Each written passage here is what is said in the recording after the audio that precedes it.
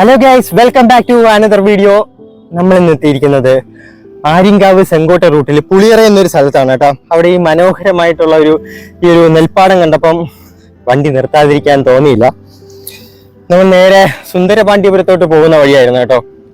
നല്ല ഒരു പ്രത്യേക ഭംഗി തന്നെ കേട്ടോ. നമ്മളെ ചിങ്ങം ഒന്ന് നെൽക്കതിരൊക്കെ ഇങ്ങനെ സെറ്റായിട്ട് നിൽക്കുമല്ല. നമ്മുടെ കേരളത്തിൽ നമ്മളിവിടെ ഒന്നും നെൽപ്പാടങ്ങളൊക്കെ എന്താ പറയാ, കുറവ് തന്നെ കേട്ടോ. ഒന്നും കാണാനില്ല.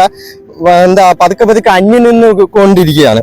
നമ്മളിനി വരും തലമുറകൾക്കൊക്കെ കേരളത്തില് അല്ല യൂട്യൂബിലാ അല്ലെങ്കിൽ അന്യ സംസ്ഥാനങ്ങളിലൊക്കെ വന്നിട്ട് ഇതാണ് നെൽപ്പാടം, നെൽക്കതിർ എന്നൊക്കെ പറഞ്ഞ് കാണിച്ചു കൊടുക്കേണ്ട ഒരു അവസ്ഥയാണ് നമ്മൾ പോയിക്കൊണ്ടിരിക്കുന്നത്. പക്ഷെ ഇതുപോലത്തെ മനോഹരമായ കാഴ്ചകൾ കാണണമെങ്കിൽ ഇപ്പം നമ്മുടെ തമിഴ്നാട്ടിലോട്ട് വരേണ്ട അവസ്ഥയായ കേട്ടോ. ഒരു രക്ഷയില്ല കേട്ടോ. വളരെ മനോഹരമായിട്ടുള്ള ഒരു വ്യൂ തന്നെയായിരുന്നു അത്. ഞാൻ അങ്ങനെ എനിക്കൊന്ന് കുറെ വർഷങ്ങളായെന്ന് തോന്നുന്നു കേട്ടോ. ഇങ്ങനത്തെ ഒരു സീനറി ഞാൻ ഇതുവരെയായിട്ടും കണ്ടിട്ടില്ല. ഈ ഒരു നെൽക്കെതിരായിട്ട് സെറ്റായിട്ട് നിൽക്കുന്നുണ്ട് കേട്ടോ. വളരെ മനോഹരമായിട്ടുള്ള വ്യൂ ആണ്. അപ്പൊ നിങ്ങൾ ഈ ഒരു റൂട്ടിലോട്ടൊക്കെ പോവുകയാണെങ്കിൽ മസ്റ്റായിട്ട് ഈ ഒരു ഏരിയ എന്തായാലും വണ്ടി നിർത്തി കുറച്ച് ഫോട്ടോസ് വീഡിയോസ് ഒക്കെ എടുത്തിട്ടൊക്കെ പോകണം കേട്ടോ. ഇപ്പൊ ഈ ഒരു റീസെന്റ് ആയിട്ടൊക്കെയാണ് നിങ്ങൾ വരുന്നതെങ്കിൽ നല്ലൊരു വ്യൂ ആയിരിക്കും. രണ്ട് സൈഡിലും ഉണ്ട്.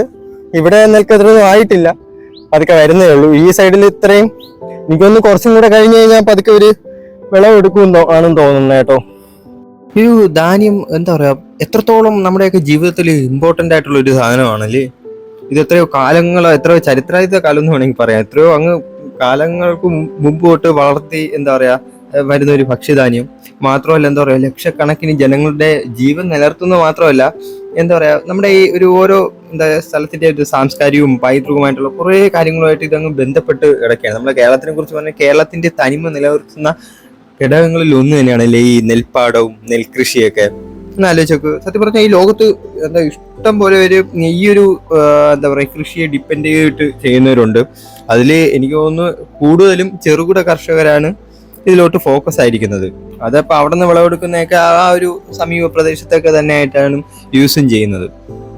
എന്താ അല്ലേ, ഒരു വല്ലാത്തൊരു സംഭവം തന്നെയല്ലേ ഈ നെൽകൃഷി.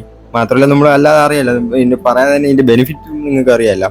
ഇതിവിടെ നിൽക്കട്ടെ, നമ്മുടെ കേരളത്തിലെ മെയിൻ നെൽകൃഷിയുടെ സ്ഥലം എവിടെയാണെന്ന് അറിയാവോ? അവിടെ ആലപ്പുഴ, കോട്ടയം ജില്ലകളിലായിട്ട് ഇങ്ങനെ വ്യാപിച്ചു കിടക്കുന്ന കേരളത്തിലെ തന്നെ പ്രധാന കാർഷിക കേന്ദ്രങ്ങളിലൊന്ന് ഏതാണ്? നമ്മുടെ കുട്ടനാട്. കേരളത്തിൽ നെൽകൃഷിയുടെ പ്രധാന കേന്ദ്രമാണ് കേട്ടോ നമ്മുടെ ഈ കുട്ടനാട്. പിന്നെ വേറൊരു കാര്യം കൂടെ ഉണ്ട്, കുട്ടനാട് ഇന്ത്യയിൽ തന്നെ ഏറ്റവും താഴ്ന്ന പ്രദേശങ്ങളൊന്നാണ്. അതുകൊണ്ട് തന്നെ മഴയൊക്കെ വരുമ്പോൾ നല്ല രീതിക്ക് അവിടെ വെള്ളം കയറുകയും ചെയ്യുന്നു കേട്ടോ. എനിക്കൊന്ന് 54,000 കൂടുതൽ എത്രയോ ഹെക്ടർ സ്ഥലമാണ് ഇങ്ങനെ വ്യാപിച്ചു കിടക്കുന്നത്. ഒരു രക്ഷയും ഒരു രക്ഷയും കാണത്തില്ല അല്ലേ അവിടുത്തെ. ഇവിടുത്തെ ഈ ബാക്ക്ഗ്രൗണ്ടൊക്കെ നോക്കി ഇങ്ങോട്ട് വരികയാണെങ്കിൽ നല്ല ഒരു താഴ്ന്ന പ്രദേശം, പക്ഷെ ബാക്ക്ഗ്രൗണ്ടിൽ നല്ല രീതിക്ക് എന്താ പറയുക അങ്ങനെ എന്തൊരു പശ്ചിമഘട്ടമാണെന്ന് തോന്നുന്നു. എനിക്ക് കൂടുതൽ അറിയത്തില്ല, പക്ഷെ എന്തായാലും കൊള്ളാം കേട്ടോ. ആ മലനിരകളും ആ ഒരു വലിയ മലനിരകളും താഴെ തെങ്ങിൻ തോപ്പുകളും സൈഡിലായിട്ട് ഇങ്ങനെ നോക്കത്താ ദൂരത്ത് ഇങ്ങനെ പരന്ന് കിടക്കുന്ന നെൽപ്പാടവും അവിടെ കുറേ ചേച്ചിമാരിതോ അവിടെ നിന്ന് കള പറിക്കുകയാണെന്ന് തോന്നുന്നു. ഇങ്ങനെ പണികളിങ്ങനെ ആഞ്ഞു കിടക്കുകയാണ്. നല്ല രീതിക്ക് എനിക്കൊന്ന് ഈ നെൽകൃഷി നല്ല രീതിക്കുള്ള ഒരു അധ്വാനം ഇതിനകത്ത് വേണം കേട്ടോ. മറ്റുള്ളത് പോലെയല്ല, എന്തൊരു കള പറിക്കണം, എന്തൊക്കെ ഇഷ്ടം പോലെ പ്രോസസ്സാണ് ഇതിനകത്ത് വരുന്നത്. നല്ല രീതിക്ക് എന്താ പറയുക വിയർപ്പൊഴുക്കേണ്ടി വരും. അമ്മാതിരി പണിയാണ് ഈ നെൽകൃഷിയിൽ. അതുകൊണ്ട് തന്നെയാണെന്ന് തോന്നുന്നു കേരളത്തിലേക്ക് ഇങ്ങനെ പതുക്കെ കുറഞ്ഞു വരുന്നത്. പതുക്കെ ഇനി നമ്മുടെ കേരളത്തിലുള്ള സ്ഥലങ്ങളിലൊക്കെ ബംഗാളിയും കൂടെ വന്ന് കയറുവേ. മാത്രമല്ല കുറെ കർഷകർക്ക് ഇങ്ങനെ വെള്ളം കയറി നശിക്കുമ്പോൾ നല്ല രീതിക്ക് ദുരിതത്തിലും ആവും അല്ലേ. വല്ലാത്തൊരു കഷ്ടം തന്നെ. ഇവിടെ ഈ ഒരു സ്പോട്ടിൽ ഇവിടെ കുറച്ച് ജോലിക്കാരേ ഉള്ളൂ. എനിക്കൊന്ന് 4-5 ചേച്ചിമാരേ ഉള്ളൂ. അവിടെ അങ്ങ് ദൂരെ നിങ്ങൾക്ക് കാണുമെന്ന് അറിയത്തില്ല, അവിടെ വളവിടിയിലാണെന്ന് തോന്നുന്നു.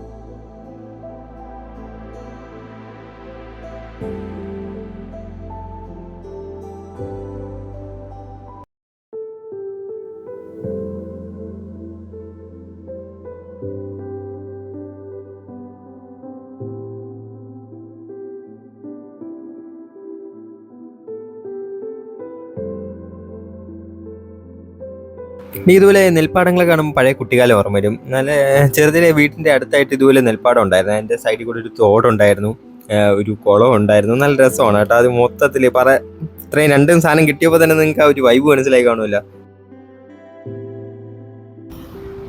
അങ്ങനെ ഇവിടുത്തെ എന്താ പറയാ, കുറെ നാളുകൾക്ക് ശേഷം വളരെ മനോഹരമായിട്ടുള്ള നെൽപ്പാടത്തിന്റെ വ്യൂസ് ഒക്കെ കണ്ട് നിങ്ങളപ്പോൾ എന്തായാലും ഈ ഒരു വഴി പോകണമെങ്കിൽ ജസ്റ്റ് ഒന്ന് വണ്ടി നിർത്തിയിട്ട് ഇവിടുത്തെ ഈ കാഴ്ചകളൊക്കെ കണ്ടിട്ട് ഒന്ന് പോകണം കേട്ടോ. അതാ ഒരു സൈഡിൽ വിളവൊന്നും ആയിട്ടില്ല, പതുക്കെ വരുന്നേ ഉള്ളൂ. അതിന്റെ ഒരു സൈഡിൽ ഇതോ അങ്ങ് കണ്ടില്ലേ, കാണാവോ എന്ന് അറിയത്തില്ല. ഒരു സൈഡിൽ അവിടെ ബാക്കിയവരൊക്കെ എന്താ പറയാ, കുറേവരൊക്കെ ഈ നെൽ വീണ്ടും അടുത്തത് കളപറിച്ച് അടുത്തത് നടുന്ന തിരക്കിലും പിന്നെ അടുത്തതിന് വേണ്ടി എന്താ പറയാ വളമിടുന്ന തിരക്കിലും ഒക്കെയാണ് കേട്ടോ ചെയ്തുകൊണ്ടിരിക്കുകയാണ്. ഇതാ നമ്മുടെ ആനവണ്ടി ഇതാ ബാക്ക്ഗ്രൗണ്ടിൽ പൊക്കോണ്ടിരിക്കുന്നു.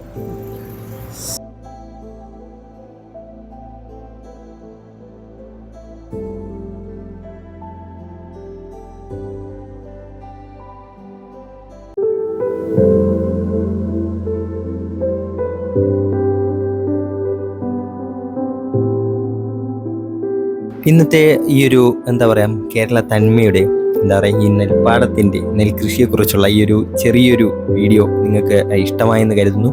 അപ്പം മറ്റൊരു പുതിയ വീഡിയോയുമായിട്ട് വീണ്ടും വരാം. പിന്നെ ആദ്യമായിട്ടാണ് ഈ ചാനൽ കാണുന്നതെങ്കിൽ സബ്സ്ക്രൈബ് ചെയ്യാൻ മറക്കരുത് കേട്ടോ.